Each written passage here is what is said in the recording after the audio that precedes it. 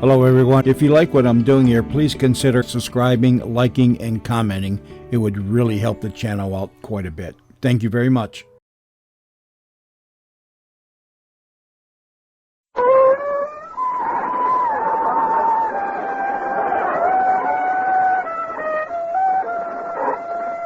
Excuse me, but I'm looking for Steve. Look, lady, I'm rehearsing. If you don't mind, kindly close the door and run along. Oh, evidently I came into the wrong dressing room. I'm sorry, Mr. Heifetz.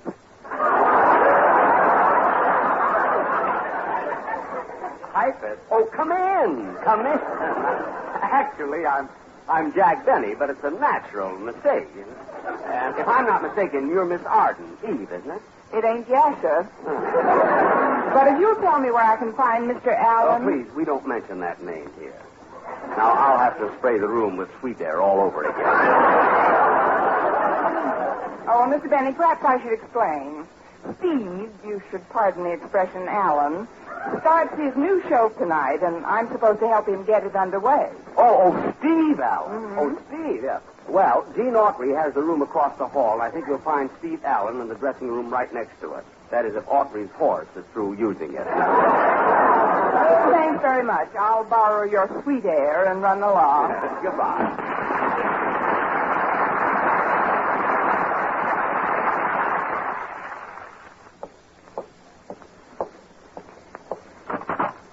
Pardon me, but is this Steve Allen's dressing room? If you were half a man, I'd thrash you for that. But I'm not half a man. I'm a woman. No help, please. I'll find out for myself. Now, what's the idea of barging into my room at this hour of the night without even knocking? Well, I could say the British are coming, but actually that isn't... Tell that to Steve Allen. He's dressing with Paul Revere's horse down the hall. It's Gene Autry's horse, but thanks. That's the room I'm looking for. You can't miss it, Eve. There's a watering trough and a bucket of apples right outside the window. Under the apple tree. There's a beautiful story behind that apple tree, honey. And if I ever get you behind that apple tree, I'll whisper it to you. Well, that's very interesting, Mr. March, but You can call me Groucho. Then you can call me Eve. Then you can call me Adam, and let's get back to the apple tree.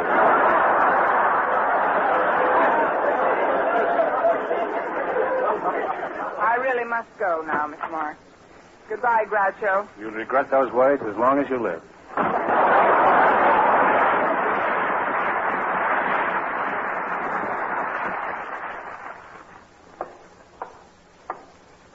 Let's see, maybe this is Steve's dressing room. It's the last one in this corridor.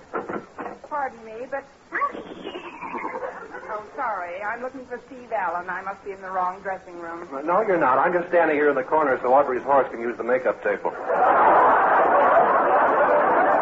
Television, you know. Miss Arden, may I present my roommate, Champion? Oh, how do you do? It's a pleasure to shake your hoof. But, Steve, did I understand you to say he's your roommate? Yes, this dressing room is known as the one that's shared by Steve Allen and Champion. I'm sorry, Champion and Steve Allen. You're such a ham. Well, Steve, I certainly wish you luck on your first show. Well, thanks, Steve. I'll be going on the air any minute now. We better get down to the studio. Now, remember, Steve, the important thing is not to get nervous. Yeah, I know. And don't start biting your fingernails. What do you mean, start? I've been biting them all day. You see my little finger? Yes? That used to be my big finger. Oh, here's the studio. Say, we're right on time. Eve, you want to sit right here in the wings? I'll introduce you later in the show. The Steve Allen Show. Yes, it's the Steve Allen Show transcribed featuring Eileen Worston. Music of Ivan Mark. Here's truly Johnny Jacobs, our special guest, Steve Arden. And here's the star of our show, Steve Allen.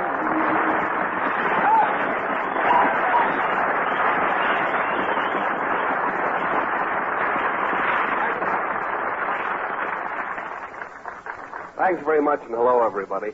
To you elderly folks who are out for a nice, peaceful Sunday drive, listening to me in your cars and trying to relax, I'd like to say, look out for that truck!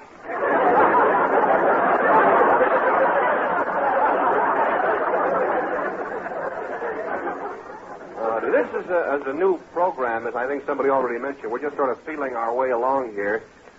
So if nothing happens for the first 13 weeks, don't get nervous, because I'll be off the air by then.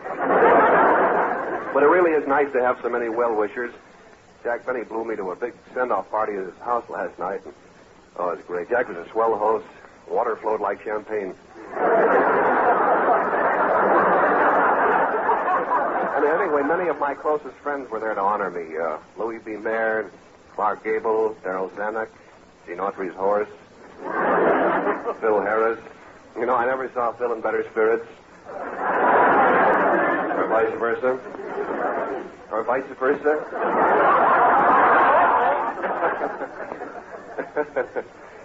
Of course, Eve Arden was there, too, looking as radiant as she did when we first met some years ago under rather romantic circumstances, I might point out. It was in a shoe store.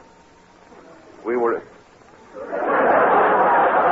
You got something against shoes? Let me see your feet.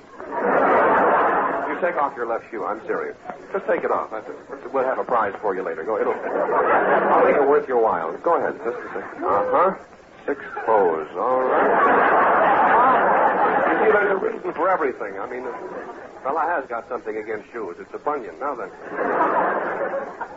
Anyway, Eve Arden was at the party, looking as radiant as she did when we first met some years ago under rather romantic circumstances. It was in a shoe store, and we were in the adjoining seats. She took off her shoe, and I took off my shoe, and first thing I knew, we were holding feet. But so much for romance. I'll just skip that and get on to something more important. See what I have. Yeah, here it is.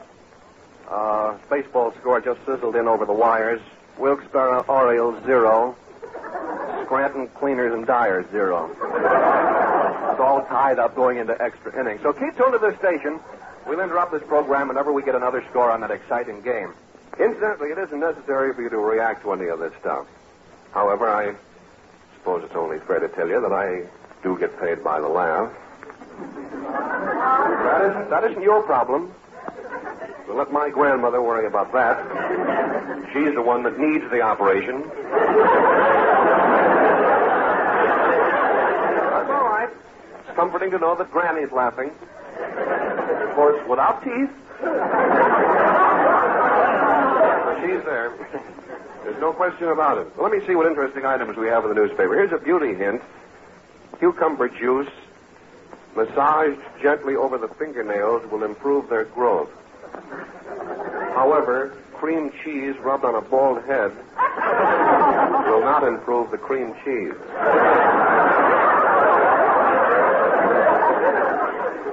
You know, I was listening to the radio this morning. I heard some very interesting musical commercials. If I can get to the piano here, I'll show you what I mean. Here's a haunting little thing I heard on one of the programs. There's a great deal of sentiment to it, and if I may change the mood, I'd like to show you what I mean. It goes something like this. My sweet, it won't be long before my sweet falls, and I'm gonna pursue her, and I'm gonna woo her with a can of Chef Gabanz's meatballs.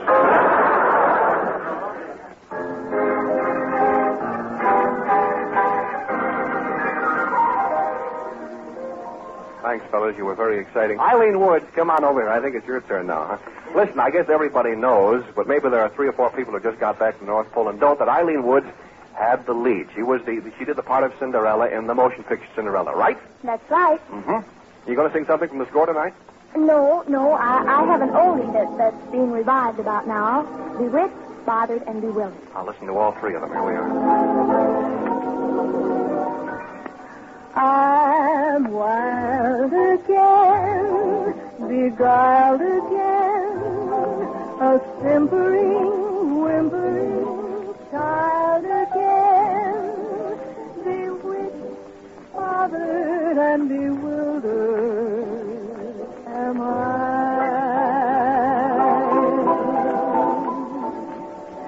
Couldn't sleep and wouldn't sleep when love came and told me I shouldn't sleep. Bewitched,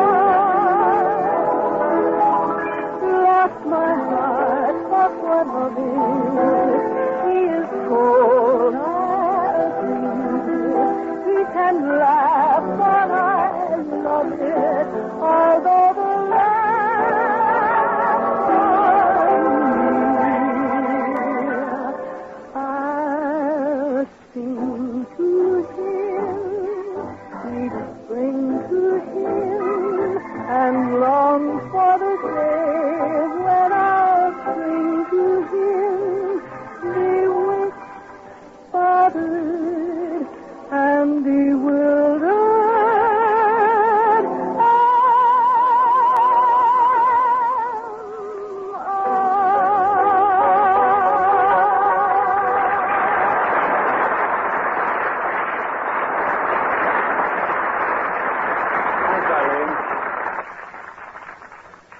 Beautiful. Well, let me see what we have in the mailbag tonight here. Yeah, a card from a fellow in Chicago says, Dear Mr. Allen, what did you do before you worked in radio? Well, that's a pretty fair question. As a matter of fact, I worked in Chicago. I used to work for a telephone company back there a few years ago. It wasn't very hard work. I just did work about 2 afternoons a week during the summer. Pretty important job, though. I had my own office, my own desk, and my own special telephone. I just had one thing to do. When somebody would try to make a 10-cent call for a nickel, I used to pick up my phone and go...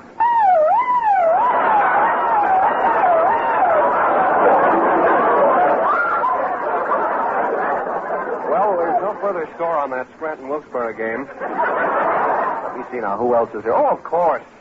Ladies and gentlemen, I should like you to meet a very courageous young lady who braved the ridicule of the Upper Nielsen rating set by consenting to appear on this program tonight.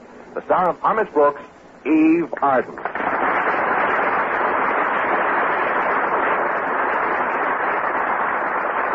Hello, Steve. Hello, Eve. Eve and Steve. Sounds like a nice theme for one of those morning programs, doesn't it? And after tonight, it could happen to both of us. But it really is swell of you to come to my premiere, Eve. How do you like my setup? Oh, it's just dandy. On the R. Miss Brooks show, my cast is sometimes predominantly female. Whereas with you and Johnny Jacobs and Ivan Ditmars and his boys, your cast is, well, it's so masculine. That's nice. You like men, I gather? I like men anybody gathers.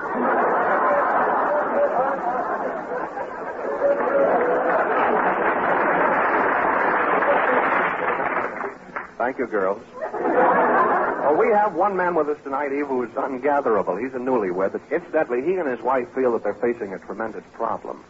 You see, they both have motion picture ambitions, and they're wondering if two separate careers might endanger the happiness of their marriage. To dispel the fears of these newlyweds, Eve, I'd like to cite the case of two very dear friends of mine, top stars at the same studio. I won't mention any names, but when they were married, Hollywood thought they'd never have a normal life. But what happened?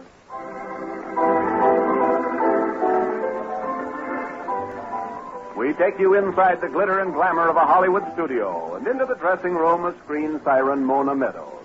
Her producer effervesces enthusiasm. Mona, wait till you read this script for your new picture. It's dynamite. It's the biggest money-making film of the century. And for your co-star, we're very fortunate in securing the services of that popular matinee idol, Stephen Hartfinder. That Hambone? He turned down Cecil B. DeMille's last picture because they wouldn't let him play both Samson and Delilah. If I'm to be in this picture, Sam, you'll have to get rid of Stephen Hartfinder. Well, that makes it rather awkward. He is your husband, you know. Oh, yes, I forgot. I did have a memo on that somewhere. Well, the very least we can do is to cut his part down. Yes, when I spoke with him this morning, he suggested we cut your part down. Oh, that egomaniac. He's always tried to outdazzle me. At our wedding, he came down the aisle with a bigger bouquet than mine. I've got to have a talk with you, Sam. Glad I caught you alone. But we're not alone, Steve. You remember your wife. Wife? Oh, yes. How are you, Mona? I never forget a face. Dear Stephen. Good to see you again, darling. I'm looking well. How have you been?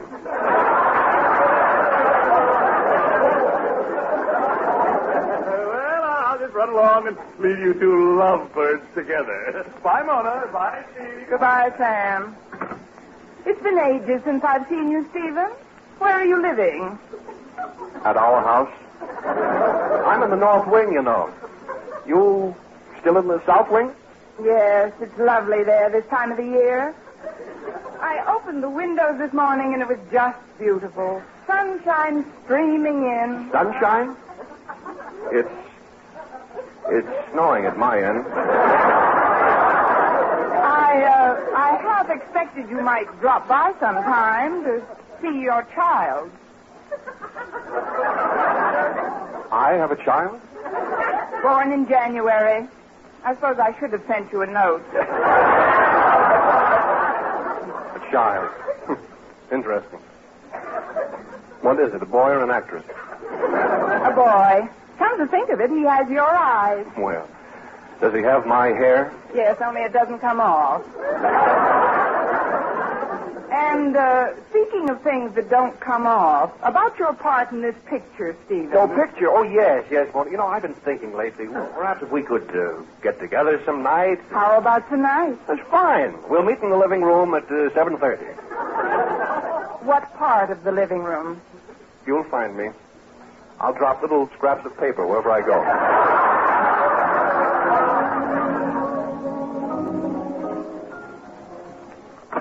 It's me, darling. Oh, dear, Stephen. Celeste. Oh, oui, madame. Take Mr. Hartbinder's coat and hair, please. You seem depressed, dear. Oh, can't help it. I was listening to the radio driving home. Really? What's the news? Doesn't look good. Scranton and Wilkes-Barre are still tied up, nothing to nothing. I'm rather curious to see what my baby looks like. Seems to me you were shooting a picture on location at that time. Yes, of course. With my leading man, Herman Fangschleister, I was quite busy. But if you were busy on a picture, Mona, how could you... Have the baby? Oh, I didn't have the baby myself. Mona. I adopted him. Oh. When the dog died. Oh? I gave him your name. The dog? No, the baby. We had such fun romping together, and I used to love the way he'd jump on my lap and bark at me. The baby? No. The dog? No, Herman Fangschleister. He's so playful. Oh, but, darling, let's just talk about you and me. Wouldn't you like that? Oh, I don't know. Then let's just talk about you. Very well. Right now I'm winding up a romantic film with Lana Latour. Oh, in practically every scene she hurls herself into my arms, embraces me, and kisses me. How I envy her.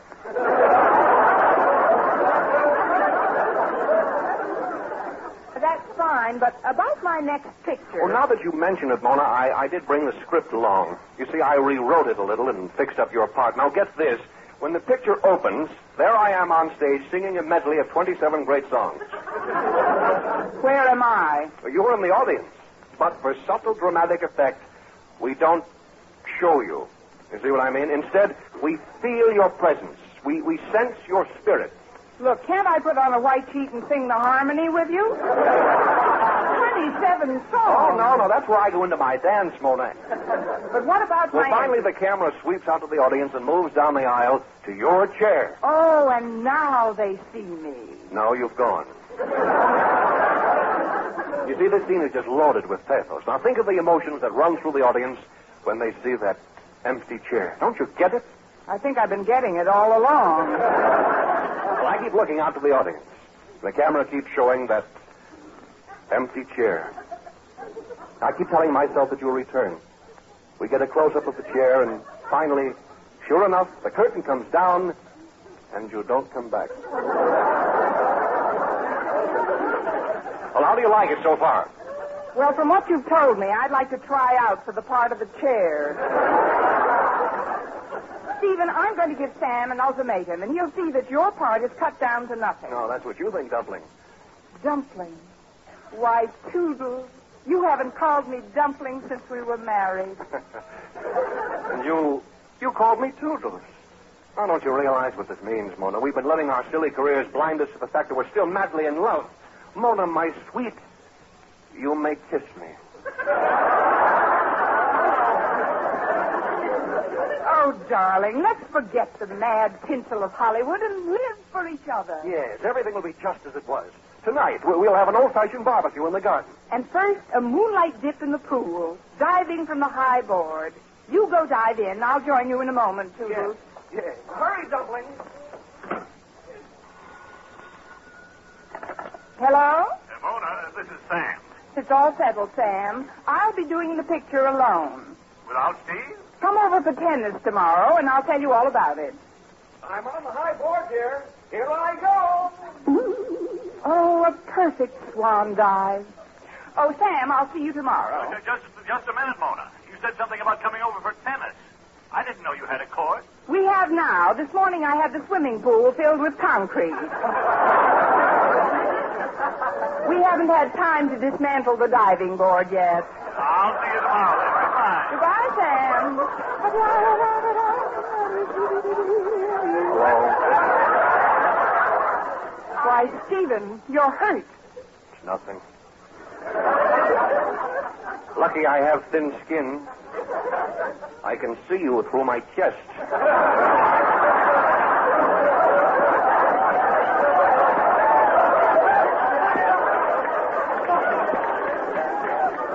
Give me that telephone.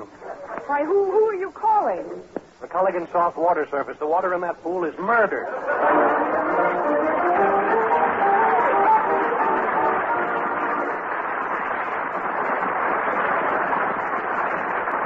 Now, once again, here is Steve Allen.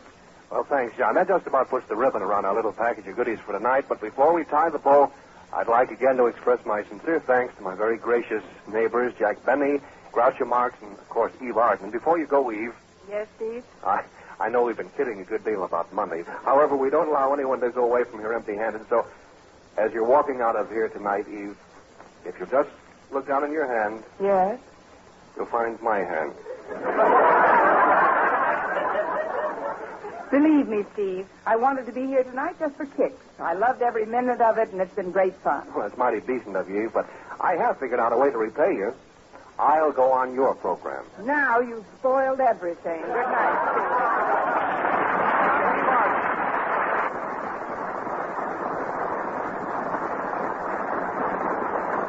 Steve. Wonderful. Well, folks, I'd hoped that we'd wind up the show in a blaze of glory, but the fates have intervened. That Wilkes-Barre-Scranton game is still tied up at the end of the 23rd inning, 0-0. I'm afraid we'll have to go off the air, but wait a minute, I got the flash. The game is over, folks. Yes, in the 24th inning, the Scranton Cleaners and Dyers have won the old ball game by a score of 87-0. Now, wait a minute, here's the final line score. Scranton Cleaners and Dyers, 87 runs, 2 hits, no errors. Wilkes-Barre Orioles, no runs, 2 hits, 87 errors. Good night, everybody, and thanks a million.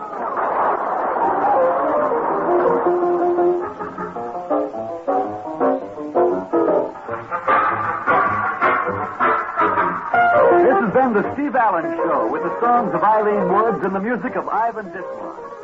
Produced and directed by Al Spann, written by Joe Quillen and Lester White, the Steve Allen Show comes to you from Hollywood and is a regular presentation of the United States Armed Forces Radio Service, the voice of information and education.